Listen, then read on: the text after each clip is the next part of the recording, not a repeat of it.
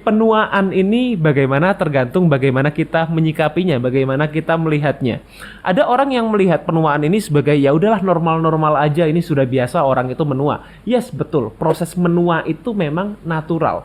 Tapi apakah kita mau terlihat tua ataukah kita mau mengalami penuaan dini? Nah, ini kan dua hal yang berbeda, ya. Jadi penuaan itu banyak sekali, bahkan sekarang ilmuwan-ilmuwan, tenaga kesehatan, tenaga medis dan lain-lain, beberapa menyebutnya ini juga proses yang natural, ada juga yang menyebutnya ini adalah suatu penyakit, ya. Jadi sekarang aging itu juga dikategorikan sebagai suatu penyakit. Kenapa aging ini dikatakan sebagai suatu penyakit? Karena aging, ya, atau yang kita katakan sebagai penuaan, itu terjadinya adalah apa? Karena penurunan fungsi.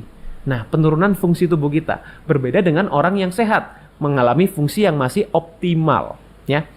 Fungsi apa saja, Dok, yang menurun? Yang pertama adalah fungsi untuk memproduksi energi, untuk memproduksi sinyal, ya, menggenerasi atau menggenerasi sinyal kita dalam tubuh kita. Jadi generate signal itu yang menurun. Itu sebabnya kenapa orang yang tua itu mengalami gampang capek, ya. Kemudian sinyal-sinyal di dalam tubuhnya udah mulai nggak berfungsi dengan baik, ya. Tahu ya maksudnya sinyal apa, ya.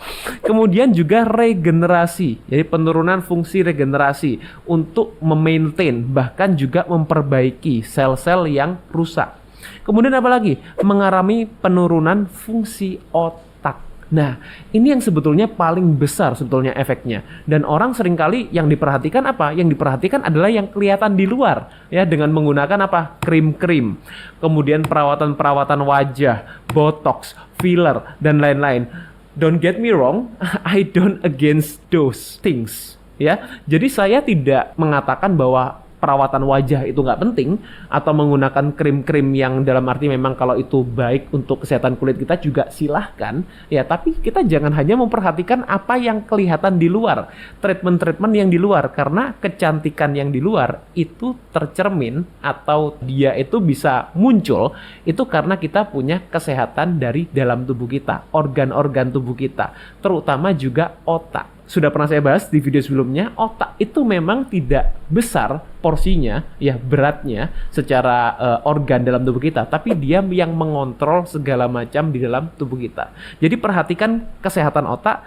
Kalau kita punya kesehatan otak yang sehat, kita punya fungsi otak yang sehat, ya, fungsi otak yang optimal, tentunya itu juga bisa membuat kita tidak cepat tua.